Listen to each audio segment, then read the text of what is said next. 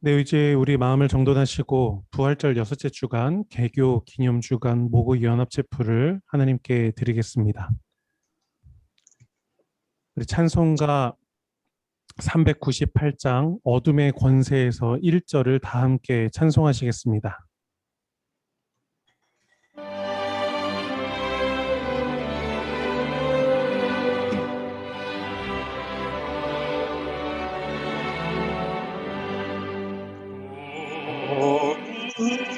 권세에서 인생을 던지신 주 이를 보내리던 우리의 빛이시니까 영원한 그 나라의 참모습 보이시고 그 얼굴 밝은 광채 우리에게 비추는가. 이 시간 함께 기도하실 때에 장경원 간사님 우리를 대표해서 기도해 주시겠습니다. 우리의 반석이요 피난처 되신 하나님 아버지, 이 시간 하나님의 이름과 성품과 능력을 높여드리며 찬양드립니다. 우리가 아직 죄인 되었을 때 아무 죄도 없으신 하나밖에 없는 독생자 예수 그리스도를 십자가에 죽게 하심으로 우리를 죄와 사망과 어둠의 권세로부터 구원해 주신 하나님 아버지의 크신 사랑과 은혜에 감사를 드립니다. 그 은혜를 생각하면 매일 감사를 드려도 부족한데 감사하기를 망각하고 또한 세상을 사랑하고 내 뜻대로 살아왔던 것을 이 시간 머리 숙여 용서를 구합니다. 주님의 그 긍휼하심으로 저희들의 죄를 용서하시고 다시 한번 주님을 따라가는 삶을 살게 하여 주시옵소서. 하나님 아버지, 이 시간 한양 캠퍼스를 위해서 기도합니다. 하나님의 또 그 뜻 가운데 1939년에 이 땅에 한양 캠퍼스를 세워주심에 감사를 드립니다. 이사장님으로부터 시작하여 총장님, 교수님, 직원, 21학번 신입생에 이르기까지 하나님께서 돌봐주시고 지켜주시기를 기도합니다. 학업이 우상이 되지 않게 하시고 지혜의 근본이신 하나님을 알고 하나님을 경외하는 저희들이 되게 하여 주시옵소서. 또한 예수님을 모르는 자들에게 구원을 베풀어 주셔서 캠퍼스 복음화가 속히 이루어지도록 도와주시옵소서. 캠퍼스 내 교회를 허락하셔서 이렇게 마음껏 하나님 앞에 예배드릴 수 있게 해주신 것을 참으로 감사드립니다. 이 시간에도 예배드리는데 말씀을 통해 하나님의 뜻을 깨닫게 하시고 세상에서 살아갈 때 말씀에 순종하여 열매 맺는 삶을 살게 하여 주시옵소서. 감사드립니다. 이 모든 기도 우리 죄를 위해 죽으시고 부활하신 우리 구주 예수님의 이름으로 기도했습니다. 아멘. 이 시간 우리에게 주시는 하나님의 말씀 요한복음 13장 31절에서 35절까지의 말씀입니다. 유다가 나간 뒤에 예수께서 말씀하셨다. 이제는 인자가 영광을 받았고 하나님께서도 인자로 말미암아 영광을 받으셨다. 하나님께서 인자로 말미암아 영광을 받으셨으면 하나님께서도 몸소 인자를 영광되게 하실 것이다. 이제 곧 그렇게 하실 것이다. 어린 자녀들아, 아직 잠시 동안은 내가 너희와 함께 있겠다. 그러나 너희가 나를 찾을 것이다. 내가 일찍이 유대 사람들에게 내가 가는 곳에 너희는 올 수 없다 하고 말한 것과 같이 지금 나는 너희에게도 말하여 준다. 이제 나는 너희에게 새 계명을 준다. 서로 사랑하여라. 내가 너희를 사랑한 것 같이 너희도 서로 사랑하여라. 너희가 서로 사랑하면 모든 사람이 그것으로써 너희가 내 제자인 줄을 알게 될 것이다. 복음서의 말씀입니다. 주님을 찬양합니다. 이 시간 우리 한양대학교의 중창단 우리 능하신 주의 손 찬양을 하나님께 올려드리겠습니다.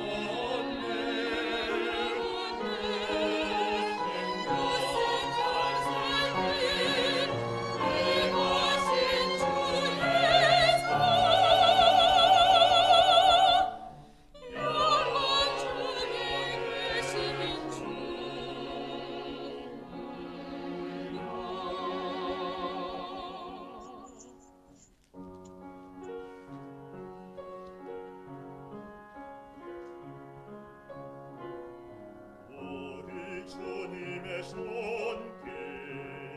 닿는 곳에 나사로가 다시 살아나네. 새로 병든 내 영혼 건져내사 구원해 주세 내 주의 손.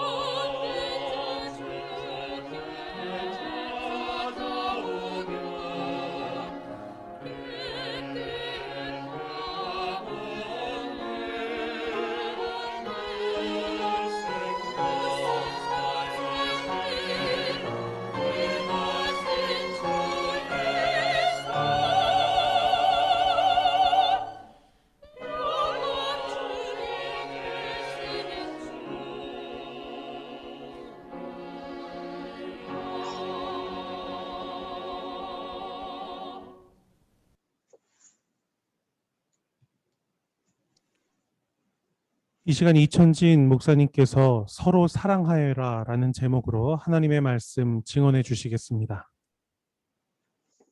네, 인사 나누겠습니다. 안녕하세요.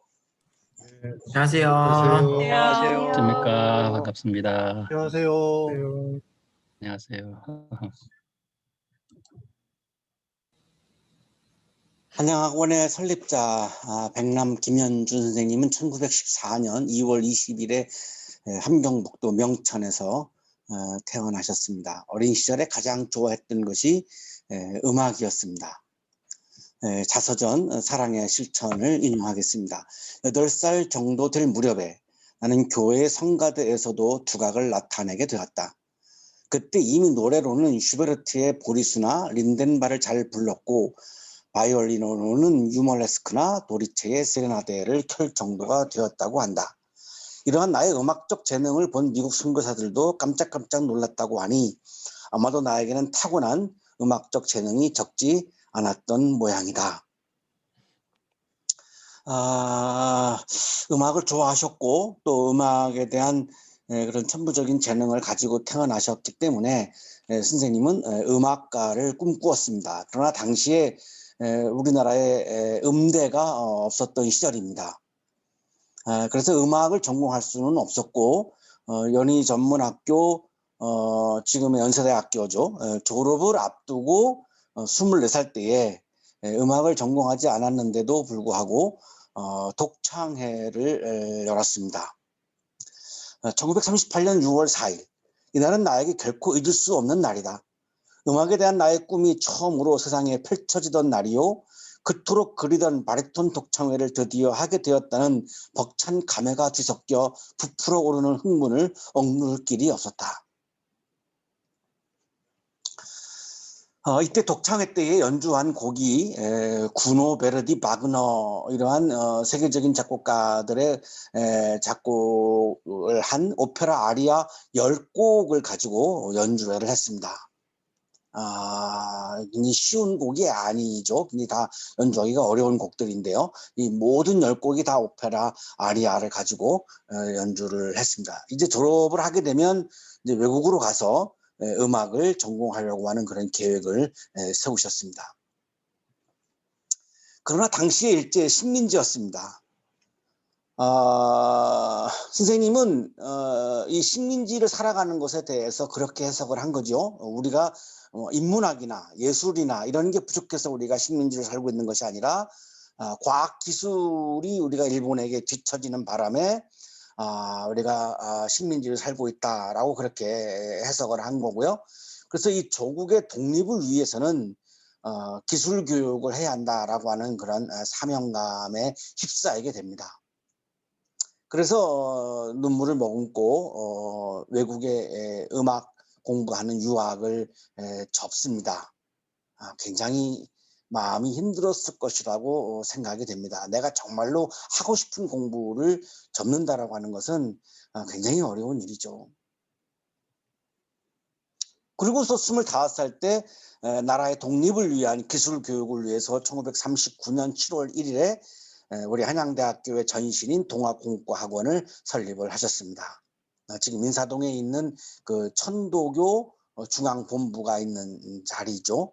지금 그 건물을 우리가 보고 있는데요. 거기에 공간을 이제 임대해서 한양대 전신의 동아공학과학원을 시작을 하셨습니다.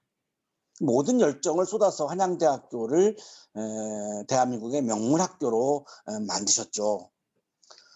그리고 60대에 들어서면서 이제 학교가 어느 정도 굉장히 명문학교로 자리를 잡으면서 멈추어 놨던 그런 예술 혼이 다시 되살아나면서 작곡을 하지 않을 수가 없었습니다. 그래서 작곡을 본격적으로 시작을 하신 거죠.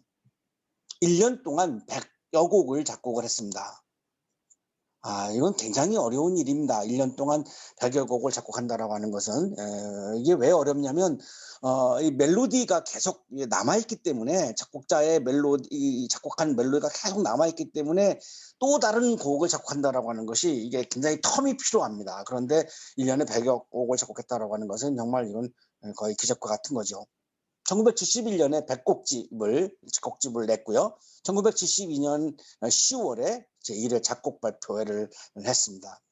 그러면서 방송을 통해서 대중들에게 선생님의 가곡이 알려지기 시작을 했고, 그리고 외국에서도 호평을 받기 시작을 했습니다. 독일 보쿰대학의 초청으로 1979년 5월 21일부터 31일까지 독일의 7개 도시 쾰른, düsseldorf, 튜빙겐, 이저론, 민헨, 본, 보쿰 이 7개 도시를 순회하면서 선생님의 가곡이 연주가 되었습니다. 유럽인들의 반응은 한국의 슈베르트다라고 하는 그런 찬사를 이렇게 보냈습니다.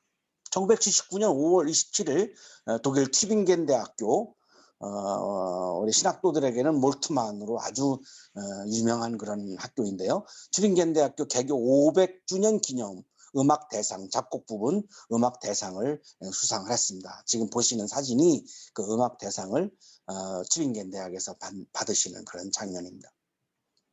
1981년 4월 3일 뉴욕 카네기 홀에서 소프라노 와이너의 연주로 김현준 작곡 발표회가 개최가 되었습니다. 카네기 홀은 정말 연주자가 서기 어려운 그런 연주장이죠. 1983년 2월 3일에 레건 대통령 취임을 하면서 4천여 명의 세계인들이 모여서 레건 대통령 취임을 축하하는 조찬 기도회를 열었습니다. 이때 소프라노 비트리스 하우렛이 선생님의 작품 나의 십자가라고 하는 곡을 연주를 했습니다. 미국 대통령을 위한 조찬기도에서 동양인의 작품이 연주되는 것은 이때가 바로 처음이었고요. 이 나의 십자가라고 하는 곡이 최초로 연주가 되었습니다. 2002년 베를린 필 세계적인 오케스트라죠. 카라얀이 지휘했던 세계 최고의 오케스트라를 꼽으라고 하면은 베를린 필입니다.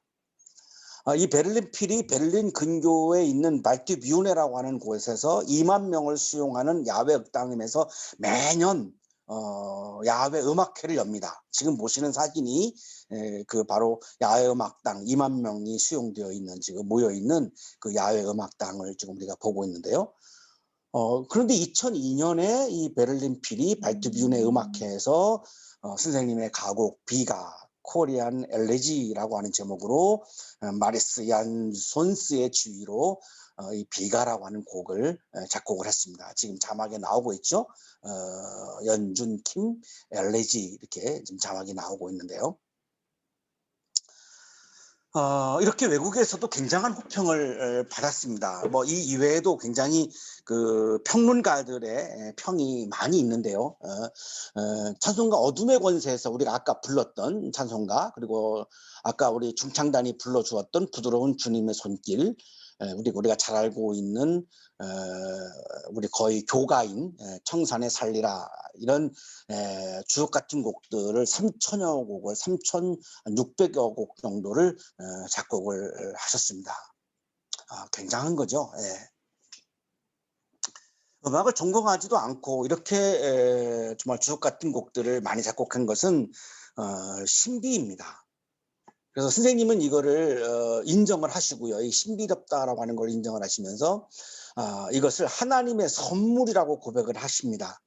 이 나에게 주신 선율은 하나님의 계시고, 하나님이 나에게 계시를 주어서 내가 이렇게 작곡을 했지.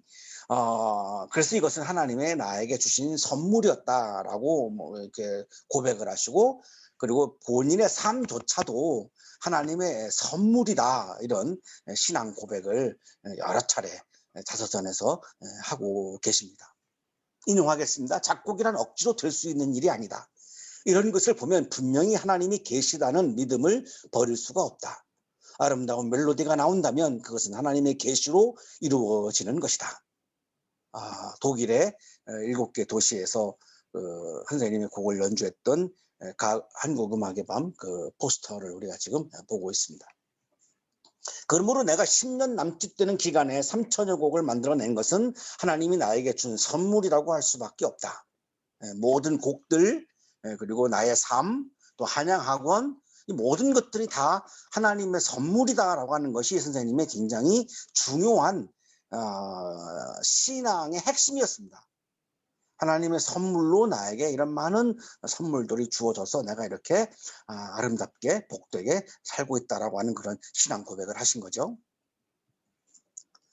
이 하나님께서 주신 사랑의 선물을 감사하면서 선물을 받았으니 내가 어떻게 이것을 하나님께 보답을 해야 되겠는데 어떻게 보답을 할까를 고민하셨습니다. 고민하시면서 보신 게 뭐냐면 하나님의 가장 중요한 계명이죠. 예수님의 가장 중요한 계명이죠. 하나님을 사랑하라, 이웃을 사랑하라. 요한복음에서는 서로 사랑을 실천하여라. 이 하나님의 가장 핵심의 계명, 중요한 계명을 붙잡으셨고, 그래서 내가 하나님의 선물에 보답하는 길은 사랑을 실천하는 것이구나, 이렇게 해석을 하시고 사랑의 실천을 우리 학교의 건약 인엄으로 세우시고, 그리고 본인 스스로도 사랑을 실천하는 삶을 평생 온몸으로 열정적으로 사셨던 것입니다. 그래서 우리 한양대학교의 건학이념이 사랑의 실천, 하나님의 가장 중요한 계명, 예수님의 가장 큰 계명, 바로 그것을 우리 학교의 건학이념으로 삼으셨는데요. 오늘의 성서본문 요한복음 13장은 30쯤을 살았던 30대 초반의 청년 예수께서 삶에서 가장 중요한 것은 사랑을 실천하는 것이다. 하나님을 사랑한다라고 하는 것은 내가 이웃을 이웃에게 사랑을 실천하는 것이다라고 강조하시는 그런 장면의 말씀입니다. 유다가 나간 뒤에 어디서 나갔냐면 최후의 만찬장에서 유다가 예수님을 배신하면서 지금 나가고 있는 장면입니다. 예수님을 배반하고 최후의 만찬장을 떠납니다. 예수님은 아셨죠? 제자로부터 배신을 당하는 스승의 마음은 참 참담하죠.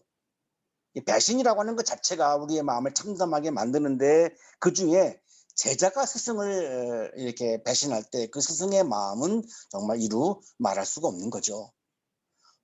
그렇게 배신을 당하는 상황에서 예수님이 하신 말씀입니다. 이제는 인자가 영광을 받았고 하나님께서도 인자로 말미암아 영광을 받으셨다. 내가 지금 배신을 당하고 있지만 나는 십자가에 이제 죽게 된다. 그러면 내가 십자가에 죽는 것은 하나님께 영광이 되는 것이다.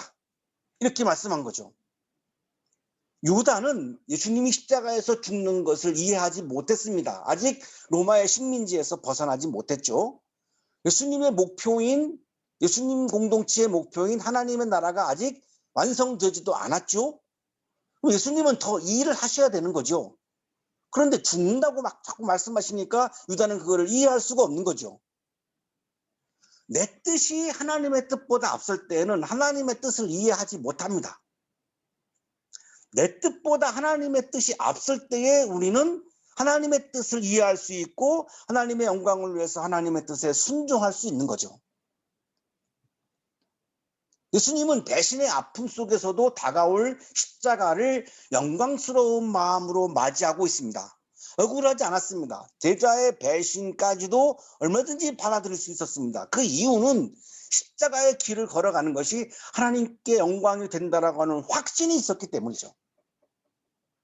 내가 이 십자가를 외면해버리면 하나님께 영광이 되지 않고 하나님께 욕이 되고, 내가 십자가의 길을 걸어가야만 하나님께 영광이 된다라고 하는 확신이 있었기 때문에 제자의 배신이 참담했지만 그거를 얼마든지 수용할 수 있었던 것이죠. 그래서 지금 이렇게 말씀하는 겁니다.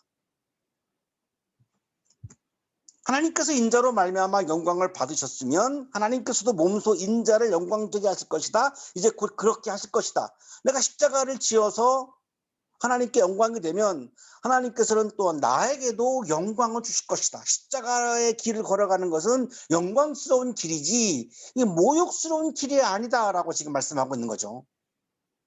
유다가 떠난 시간은 배신의 시간입니다. 그러나 동시에 예수님께서 하나님의 영광을 드러내는 시간입니다. 그래서 배신이 참담했지만 얼마든지 수용할 수 있었고 이겨낼 수 있었죠.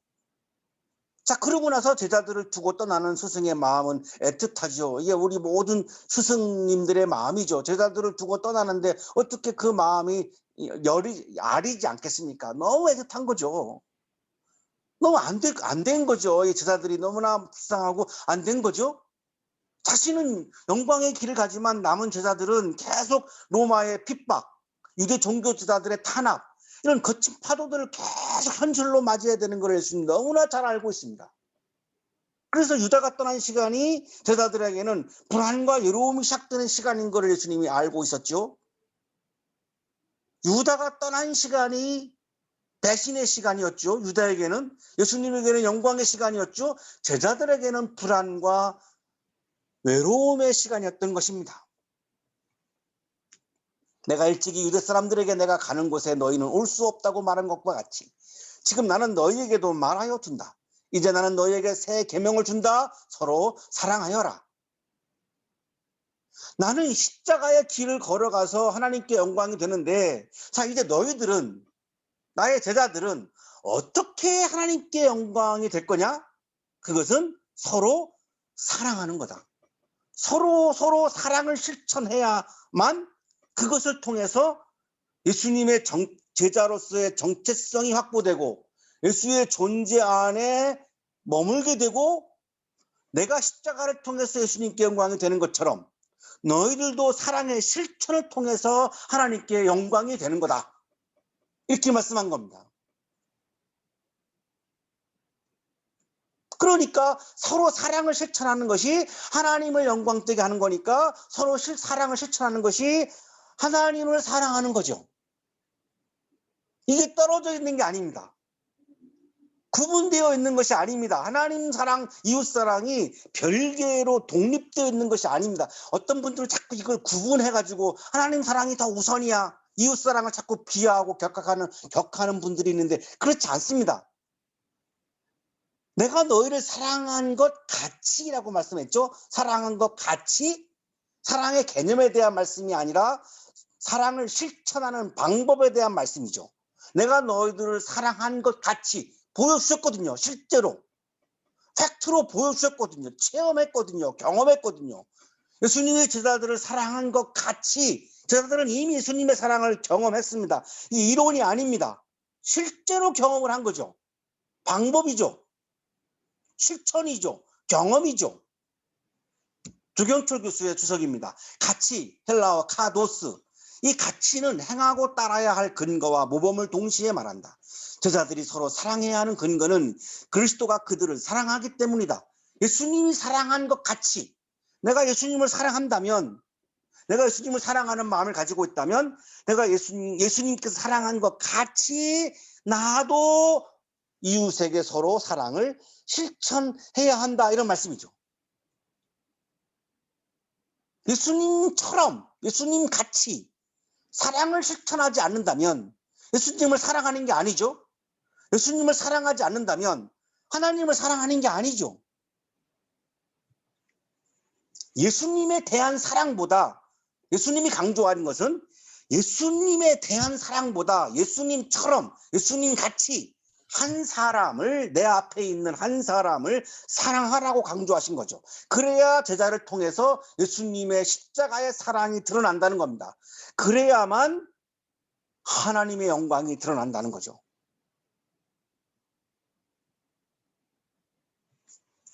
예수님께서 사랑하신 방식은 거창한 인류 사랑이 아닙니다.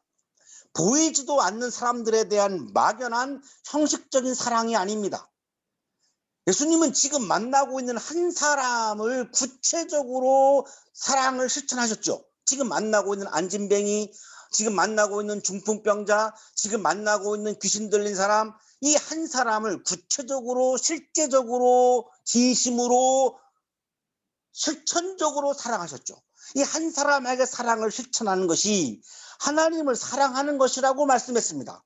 마태복음 22장 37절 39절입니다.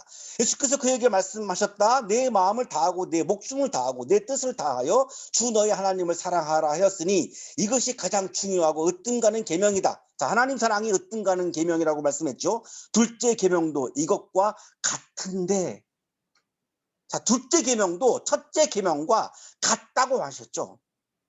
내 이웃을 내 몸을 사랑하라. 하나님 사랑과 이웃 사랑은 같은 거다, 이렇게 말씀했죠. 이 두 개가 아니라는 겁니다. 이거는 이웃 사랑하는 것이 하나님 사랑하는 것이고, 하나님을 사랑한다면 이웃을 사랑하는 것이 너무나 당연한 것이고, 이것은 같은 거다라는 겁니다. 그러니까 이웃에게 사랑을 실천하는 것이 하나님을 사랑하는 거가 맞죠. 한 사람에게 사랑을 실천하지 않으면서 하나님을 사랑한다고 말하는 것은 거짓말이라고 말씀했습니다. 요한일서 4장 20절입니다. 누가 하나님을 사랑한다고 하면서 자기 형제자매를 미워하면 그는 거짓말쟁이입니다. 형제자매를 사랑하지 아니하면서, 사랑을 실천하지 아니하면서 하나님 사랑한다라고 말하는 것은 거짓말이다, 이렇게 말씀하고 있죠. 자, 그런데 설립자님이 사랑의 실천을 권학 이념으로 세우고 교계에 굉장히 유명한 목사님들, 교계 지도자들을 만난 자리에서 사랑의 실천을 말씀하셨을 때 그 목사님들 중에, 지도자 목사님들 중에 흔쾌히 동의하지 않은 분들이 있었습니다. 하나님 사랑이 신앙이지 이웃 사랑이 신앙이 아니라고 얘기한 거죠. 자, 요한복음 13장을 잘 읽어보시면 사랑의 실천을 하는 것이 하나님 사랑이다라고 분명히 말씀하고 있습니다. 설립자님이 사랑의 실천이 신앙의 핵심이다라고 굉장히 정확하게 보신 겁니다. 이웃을 사랑하지 아니하면서, 사랑을 실천하지 아니하면서 하나님을 사랑한다라고 말하는 것은 거짓말쟁이다라고까지 성경에 기록되어 있는데 정확하게 보신 거죠. 이게 신앙의 핵심이다라고 하는 거죠. 한 사람에게 사랑을 실천하지 않는 믿음은 아무것도 아니라고 말씀하고 있죠. 고린도전서 13장 2절입니다. 내가 예언하는 능력을 가지고 있을지라도 그 또 모든 비밀과 모든 지식을 가지고 있을지라도 또 산을 옮길 만한 모든 믿음을 가지고 있을지라도 사랑이 없으면 아무것도 아닙니다. 자, 그 교회 지도자들 중에 설립자님에게 믿음을 내세우면서 사랑이 중요한 게 아니라 믿음이 중요하다라고 말하면서 사랑의 실천을 받아들이지 않았어요. 자, 그런데 고린도전서 13장 2절에는 믿음이 있을지라도 사랑이 없으면 그 믿음은 아무것도 아니라고 말씀하고 있어요. 사랑이 믿음이라는 거죠. 사랑이 아닌 것은 믿음이 아니라는 겁니다. 요한 1서의 말씀과 일치하고 있죠. 청년 예수는 내 앞에 있는 한 사람을 사랑함으로 하나님을 사랑하고 인류를 사랑하신 겁니다.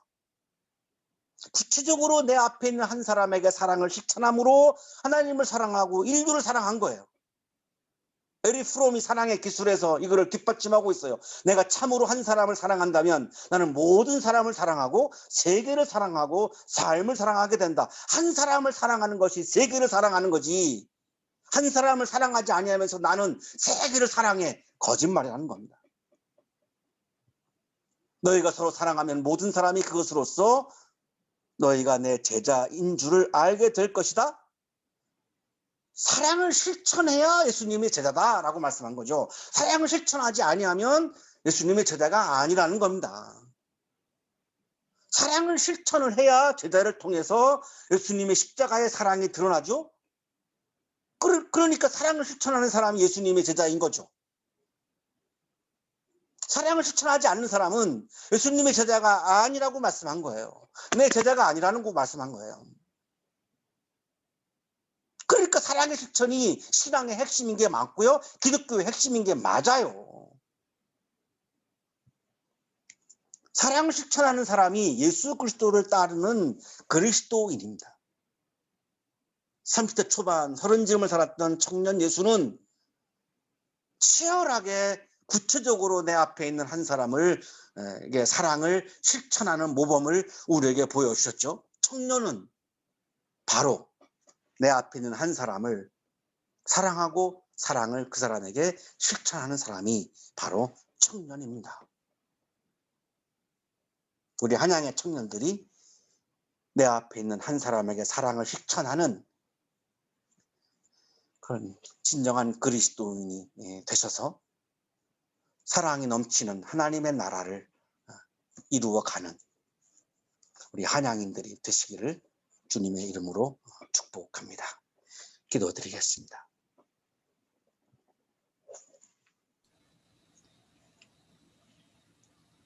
거룩하신 주님, 자꾸만 차가워져가는 이 세상에서 오늘 말씀을 통하여 그리고 삶을 통하여 사랑을 실천하는 것이 하나님을 사랑하는 것이라고, 사랑을 실천하는 것이 예수님의 제자가 되는 것이라고, 사랑을 실천하는 것이 하나님의 나라를 이루어가는 사람이라고 다시 한번 일깨워 주셔서 감사합니다. 우리에게 한양 학원을 허락하여 주시고 사랑의 실천이라고 하는 또한 건약 이념을, 믿음의 이념을 우리에게 선물로 주셔서 감사합니다. 감사의 마음을 이 시간 예물에 담아 주님께 드리오니 기쁘게 받아주시고 예물을 드리는 손길에 크신 은혜를 부어 주옵소서. 아멘. 예수 그리스도 이름으로 기도하옵나이다. 아멘. 아멘. 이 시간 알리는 말씀 드립니다. 이번 주는 부활절 6째 주간 그리고 개교 기념 주간으로 목요 연합 채플 드리고 있습니다. 우리 줌 채플 시작된 지 반 이상이 되었는데요. 우리 주변에 계시는 한양 가족들에게 우리 목요 연합 채플 알려주시고 줌으로 초대해 주시기를 부탁드리겠습니다. 채플 봉헌 계좌 이체로 드리고 있습니다. 계좌 번호는 주보를 참고하시기를 바랍니다. 이천진 목사님 축도해 주심으로 오늘 채플 모두 마치도록 하겠습니다. 이제는 우리에게 하나밖에 없는 생명까지도 아낌없이 사랑으로 나누어 주시는 예수 그리스도의 은혜와 오늘도 우리에게 말씀을 주시는 하나님의 사랑하심과 생명의 기운을 주시는 성령의 역사하심이 개교기념 주간을 맞이하여 사랑의 실천이라고 하는 우리 건화기념을 다시 한번 묵상하고 사랑의 실천이 예수님의 가장 큰 계명임을 다시 한번 우리들의 마음에 새기고 사랑을 실천하기 위해 세상을 향하여 힘차게 나아가는 우리 모든 한양인들의 삶 속에 지금부터 영원토록 함께 하시기를 간절히 축원하옵나이다. 아멘. 아멘.